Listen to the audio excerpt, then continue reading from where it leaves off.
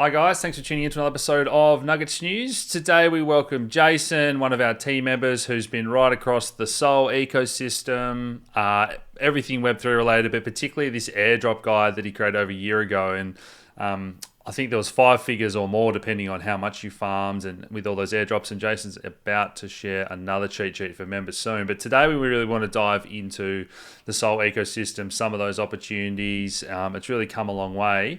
And with so many things happening in crypto and so many ecosystems, it's good that we've got people like yourself that are so deep in the weeds on Solana. So welcome to the channel, mate. Do you want to give everyone a bit of your maybe quick background, how you got into crypto and what's drawing your focus to Solana this cycle? Because I know you've been with us since near the start with the Nuggets News stuff. Yeah, no, thanks, mate. I really appreciate it. Thanks for the intro. Yes, I was one of your members back in 2017, 18. And so it's great to be part of the team. I run a bit of a crypto fund. I'm full-time crypto, like I don't have a normal job, but still have to work 12 hours a day, but at least it's something I love doing. Yeah. So yeah, I run a bit of a crypto fund, but mainly just manage my own portfolio, and I am sort of getting into the consulting one-on-ones, those sort of things. But that I like to do those, keep it real. I love chatting about crypto, obviously, and it keeps me sharp because people ask questions and I have to kind of, sometimes learn the answers because they're not fresh in my mind. Exactly. But I love getting into Web3, airdrop hunting, NFTs. I was deep into the Solana NFTs, early Solana NFTs, which sort of got me into the Solana ecosystem because I was in a lot of the communities. But I love exploring different blockchains and stuff. So Solana is probably my favorite one, and I'll go through a few things today. But yeah, definitely getting into Sui, Stacks, even having a dabble at ADA recently, which I'm not a big fan on. I love to find the opportunities wherever they lie. And well done on, I guess, your thesis around Sol when it was, for a lot of people were saying it was dead and buried, and you're very vocal in the group saying, I think it's going to do well and survive. And that was obviously a fantastic call in hindsight. 2 years ago now, Sol's been one of the best performers. Yeah, absolutely. Yeah, I think it was my first bear market buy this cycle. So around the lowest time, I think I bought my first Sol at $9 something, but I published in the group at about 16, I think. Yeah. And then I did a lot of buys between that 10 and 20 range. Fantastic. Well, you've got some slides to go through us, which I think is a good walkthrough of a bit of everything Solana related, but particularly some of these newer protocols, just how far it's come. I know you're looking forward to running through this for everyone at home today. So jump into it and take it away from wherever you like, mate. Yeah, cool, mate. Let's do it. So, I share that. Beautiful. I was just having a look at a few charts. Like Sol's really done well against Bitcoin. If you look at the top sort of 50 majors, not many have outperformed Bitcoin. It's pretty flat along a lot of them. I know XRP has had a huge pump recently, and Sui, and there are a few, but there's not a lot. It has been a great performer. So this is sort of when I did the post in the group calling Sol around that 16, 17 sort of mark. So done about a 10x from there. And I'll give you my prediction on where I think Sol's going to be at the end of this cycle, at the end there. Particularly if we get this ETF, which Polymarkets has got at 85% chance. So yeah, that would be awesome for Sol. And I think that would, I've got your sort of bear case, middle case, and bull case for the end of the cycle. And if we get this, we're heading up to that bull case scenario for sure. And this probably ties in with what we've been talking about, with this cycle being about institutional money and way too many people having way too many low cap alts, and the funds continue to flow at the top end of town into these kind of blue chip, well-known projects. As you say, if Solana gets an ETF or XRP or whatever are the next coins to get ETFs, expect those ones to continue to outperform, low cap alts that are all retail investors hoping for a general alt season. I don't think that's going to happen. Yeah, totally agree. Totally agree. I think Sol's been really good at onboarding heaps of users. Like you think of things like Stepin, Trump Coin, Hive Mapper. A lot of these like big things are onboarding a lot of users. So those users are now they've got their Sol wallets, and Sol potentially for them would be like the Bitcoin for us almost. But you always see now that a classic safe portfolio is like your Bitcoin and Solana, definitely, and ETH as well. But ETH has obviously fallen out of favor. But even though I hold a lot of ETH still, and I think it will do well, I think Sol is sort of cemented itself in that third spot, and potentially like knocking on the door of ETH at some point. But yeah, I'm not too sure about that. But yeah, you see things like this. So Solana's just doing really well. Like the 30-day revenue for the first time has sort of beaten Ethereum. Stable coins are just absolutely pumping on Solana.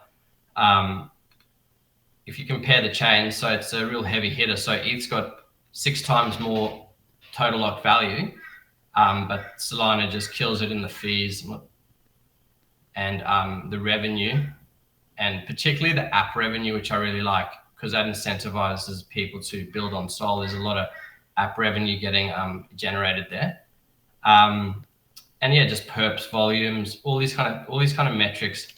Sol really is performing well. You often look at the top apps across all blockchains, and you can see today. So Tether, obviously on Ethereum, they're doing the best, but then Meteora, Sol, Pump Fund, Radium, that's the biggest DEX on Solana. It's beating Uniswap. Jito Sol, that's like the Lido of Sol. You can see this top here is quite heavily Sol orientated, and I think that's because they have a lot less protocols, but they're really quality protocols with heaps of liquidity tied into them, and really quality products, rather than having millions of like dexes. For example, you've just got 2 or 3 really quality dexes that you don't really have to go elsewhere. So yeah, it's sort of like an analogy of like Linux versus Apple. Sol would be like the Apple product, where it is siloed, but once you're in there, it's awesome and you don't really have to leave. So I think them onboarding heaps of users into the Solana ecosystem it's just going to be awesome for them in the future, because a lot of those people are just going to love what they're doing, and not necessarily leave the ecosystem. And I was just going to say, if you can just go back to that tab, what do you say to the, I guess, the counter argument, or just playing devil's advocate, that 4.3 million active addresses versus, Ethereum 400,000 and Bitcoin? So do you think those numbers are real when people say there's heaps of bots or AI trading, or those numbers are inflated? Or do you think that's a pretty accurate reflection of how much Pump.Fun and Sol meme coins have taken over this cycle compared to the growth on Ethereum and that type of thing? Yeah, there's definitely a lot of bots there. Like, and they're not all people, obviously. Like I've maybe got 20 Solana addresses, but I've also got 20 Ethereum addresses. Yeah. If you look at the app revenue, that 13 million divided into such a low amount of apps, they just really like quality money making apps that have awesome cash flow to just do more development and stuff like that. Yep. So didn't really answer your question perfectly there, but there's definitely a lot of bots on Sol, but it doesn't really get in the way of using it and how good it is to use, and like the money making opportunities I find on Solana. So yep. I don't really mind about the bots. And I also do use some sort of automated interfaces on top of some of these bigger apps that, so essentially some of my wallets potentially could be botish in a way, because they're using automated stuff. So I'm not clicking a million times a day, but my wallets are actually doing hundreds of transactions a day. Yeah, that's a good point, which I know you've got some slides, which we'll get to later on with that automated stuff, that maybe that is one of the reasons they're showing up with more active addresses, just because of how far the tools and the infrastructure in Sol has come. Yeah. So just really good onboarding stuff like this. You can just download the Jupiter mobile wallet, send your mate who's never been into crypto however much Sol you want, and they get a link, they open it up, and it downloads the Jupiter wallet for them, takes them through the setting up the wallet process, and bang, there they've got some Solana ready to go. They can go, and then Jupiter is obviously a DEX as well, so they can straight away start buying, meme coins. They can straight away start staking some Jupe tokens, voting on governance, all this kind of stuff. Like, just, it's such a good onboarding tool for normies, and it's very easy, user friendly. I think that's why Solana is what it is. Yeah. These things will take off in the future, these blinks. So you can just embed a blockchain transaction into any link and then share it around. So buy an NFT or social media, or vote in governance, or request a payment text. Pretty cool stuff. You can see applications in the future will be massive for that. And I think this is one of the things that we've been waiting on for years, is just the on ramps, the onboarding of new users to become so easy. They barely even know they're using anything different from downloading a normal app. And I think Phantom's done that well. You've mentioned other wallets there, then these links and that. But think about what Trump did and how people can onboard and buy with, I think it's MoonPay and that's right, and others. And we've seen that in the Stacks wallets as well. Now we can buy with MoonPay or PayPal. So it's good to see these leading ecosystems making it as easy as downloading an app and then paying with credit card or some other payment that people are familiar with to onboard users. So I think this is really, really great to see that it's come this far, and these links look super promising as well. Yeah, absolutely. I think Sol's been the leader at onboarding, I would argue, and then Base has obviously done really well with the Coinbase Base relationship there. Which has been awesome. Yeah. Solana Mobile, something I'm excited about getting. You can still order them if you're interested, and I believe that the airdrops on them will be worth more than the phone, so it's not a bad little gamble, I guess. Yeah. This is kind of cool. So a lot of DeFi is your yields bounce up and down, but this is fixed yield. So you can lock in, say, 5 months here, and you can get a 16%. Oh, sorry, what did I do there? You're all right. Refresh. Yeah, or you can lock in, say, a 19% interest rate here for 3 months. So it's quite cool to get a fixed yield on if that's something you're looking at. Another protocol here that I'll show you is the stable one. So pretty decent rate on stables if you want to earn some stable yield there. Jupiter is a fantastic axe. It's kind of like, I guess, 1 inch on Ethereum, but it's much better in my opinion. This is the only place I sort of trade on Solana. I don't even use the dexes. I'll just come straight here. They've got really cool things. So you've got trigger orders, like limit orders. You can do your buys and sells straight from here, and you got recurring, so you can dollar cost average into like coins over time, or dollar cost out over time. And just for people at home, 1 inch or all these aggregators are basically protocols that find the best price across different dexes, and then we can add other features like buy at this certain price, or buy every week, as Jason's saying here with recurring orders. But that's what aggregators are for people at home that are new to all this. Yeah, that's right. So this one sort of aggregates like Radium and Orca and other Solana dexes, but you can just come straight here and you always get the best price. It is worthwhile, sort of, if you are swapping tokens on dexes, is to price a few and just see for yourself where the best prices are. And they do sometimes change, but generally Jupiter, if it does have a worse price, just give it a minute or two and it'll always become the best price. Okay. I think that's the point of the aggregator, obviously. If you do their governance token, the Jupe token is one of the better governance tokens out there. I believe, and I think it's undervalued. I personally am buying, stacking a few more at this price. I think we're just under $1 still. I think we're probably going to see $4 or $5 by the end of the cycle. They've just done like a 30% burn of the entire 10 billion stack, which is massive. And they also have announced a buyback program where they're using a decent percentage. I think it's 30% of all fees generated on the platform to just buy the Jupe token off the open market. And it's a very, very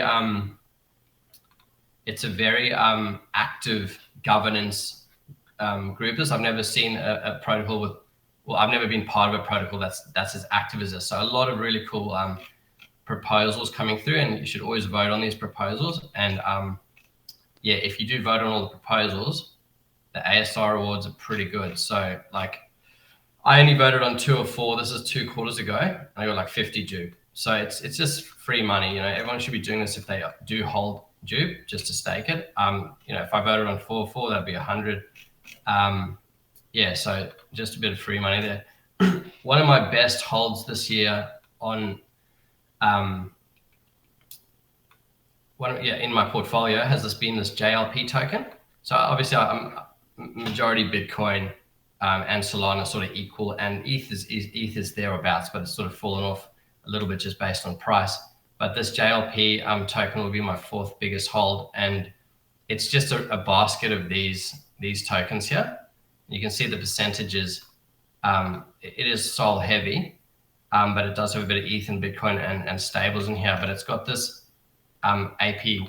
this APY here of 35%, which does change. It's been as high as sort of 100% when there's heaps of trading. But what this is all the fees generated from this perp dex, and this sort of feels like almost like a centralized exchange. It's very like nice to use. So you can go and trade your perpetuals there, just Sol, ETH, and Bitcoin. But 75% of the fees of that go back into this JLP pool, and it keeps rebalancing. Because of that, you've got just a really strong performing token. I'll show you here. So this is a basket index that rebalances and accumulates fees. So it's a bit like a beginner, like a good place to start to earn some extra yield and have a relatively low risk crypto basket of assets you've got exposure to. Yeah, absolutely. Like if I make some money on a trade or something, and I get some capital, and I want to invest it in crypto, but I'm not. There's nothing that's sort of sticking out to me at the time. Like no really else that I'm low on in my portfolio. Sort of have enough Bitcoin and Solana in as a percentage of my portfolio already. I'll generally just buy some of this. So you can see it's just pretty much up only. It doesn't get smashed by the drawdowns like the other things, and you know, it's not massively exciting, but you know, what 1.5 years has gone from $1.47 up to $4. So it's pretty sweet. Yeah. And I think it's just going to continue going up, like obviously with the market. But I do plan on selling this at the top of the cycle with everything else except a bit of the Bitcoin. Fantastic. A few other things. So this is Zeus. This is a Bitcoin, a Solana layer 1.5, enabling a bit of yield on Bitcoin. So what these guys do is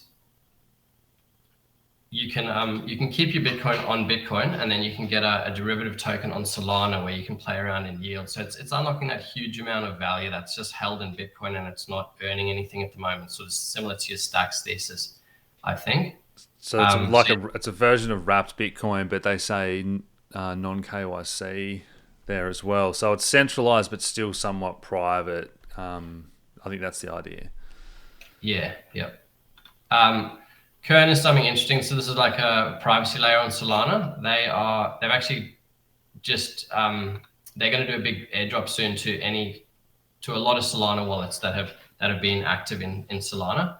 They also have a pre-sale going right now. So if you're interested, you can read the documents, and you can take part in this pre-sale if you're bullish on that. A really cool thing that I've just started dipping my toes into, and a lot of people are making good money on this. On Twitter, there's a few profiles that are really educating people on this. Is Meteora. It's the best place to provide liquidity I've seen in crypto. So what you can do here is you can move around where your liquidity is going to sit, and you can make it very, very isolated. So the fees get really, really high.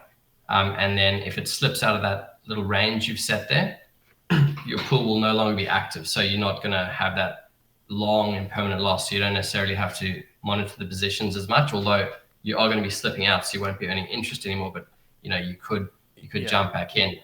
This is definitely the more advanced stuff, just for people at home that are maybe not grasping all these concepts. But think about it. If you've got a chunk of money that you want to earn some fees on, this is how market makers on exchanges make money, by adding orders to order books. That's called adding liquidity. So what these charts and these visual representations are showing is, do you want to add more money right at the current price, or do you want to split it on a curve, or do you want to just put your money further away and make money if you think there's going to be a big sell-off and heaps of liquidations at a lower price and that type of thing. So you can get a bit funky with where you think most of the trading is going to happen, how much risk you're willing to take, and proportionately to make money on fees. So hopefully that's a bit of an intro on why these advanced strategies are interesting and how you can make more money than just doing nothing by using this type of stuff once you have your head around it. Yeah, that's exactly right. This is something that I'll do a write-up or a video on in more depth once I've fully got across it in the group. But I think in terms of if you have been thinking about providing liquidity, this is the place to do it on. And also you can use like this bid ask tool where you can, like let's say you've got Solana and dollars there. Yep. You can scale out, like as the price of Sol rises, you can sell more aggressively, and you can set these parameters exactly how you want. Or if you want to buy more Sol, you can set it like that. And as the price drops, you can start buying more aggressively down to say a major support level while earning good fees. So it's quite it's very awesome. I use this interface here called Hawkfire, which is sort of an automated thing that you can use Meteora through this interface. They've got a points program as well as Meteora, so you're sort of farming both of them if you're using this one. And they've got a few little extra things you can do, like auto rebalancing if it falls out of the range, and things like that. But if you can see here, like just fairly small amounts of pool value here, and the all-time fees are quite high. So and I'm not that good at this. Like I'm going to get a lot better at this. Yeah. Amazing stuff. So Hawkfire is basically like a manager for your liquidity positions that you're providing through Meteora, and as you can say there, it'll come up if you need to update them and if they've gone out of the price range and all that type of thing. So pretty cool tool. Yeah, that's right. And I think this is probably why there's a lot of bots on Solana, because like if I go to my wallet and I look at my recent activity, look at all this. I didn't do the. Can you see that wallet pop up or not? No. I think people know what you're saying though. If you open your wallet and you see all the transactions, they've been automatically executed while you sleep because it's doing different things. So I can see that now. Yeah. What am I doing here? Sorry. Just got to move you out of the way. That's all right. Don't stress too much, mate. If you don't want to show all your wallets off to people at home anyway for privacy reasons, it's all good. Yeah, it's all good. I was just if I scroll through my wallet, there's probably been like 50 transactions from Hawkfire today that I didn't do. So that's all your bot action, or a lot of it. Yeah. The next thing is Sharky. So this has been a real nice one for me over since the start of the bear market until now. So I've just been consistently lending Solana against these NFTs. So like, for example, Mad Lads is a big NFT on Solana. The floor price is about $52 or $55 if I can remember right now. So you can go ahead and loan like say 48 against a Mad Lads, and then if they don't pay you back, you get the NFT. Or you can go and chuck in a low one like 30 if you want to have a not as tight like loan to floor value ratio. But yeah, I've been doing this. So here's one I'm in at the moment. So you can see I've got a 17.91 Solana loan against SBM, which is a Solana Monkey Business OG NFT. If they default, I get the NFT, then I'll sell for a profit. Hopefully the floor price hasn't dumped. But over the last 2 years or something, just doing this consistently every day, I've earned about 260 Sol just on the interest from these loans. And then these 250 foreclosed loans, I've also made another 50 or so Sol in that, because some of them you do sell in loss, most of them you sell in profit if you are doing this properly. Fantastic. Sharky.fi for lending NFTs on Sol, guys.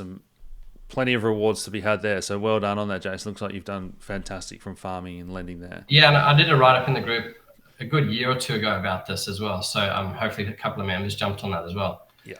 Another one I've sort of got myself into more recently is banks. So I really like NFTFi. This is another one. And what you can do here is you can, same thing, you can check out offers on different Solana loans. You can also actually do it on tokens. So you can, people can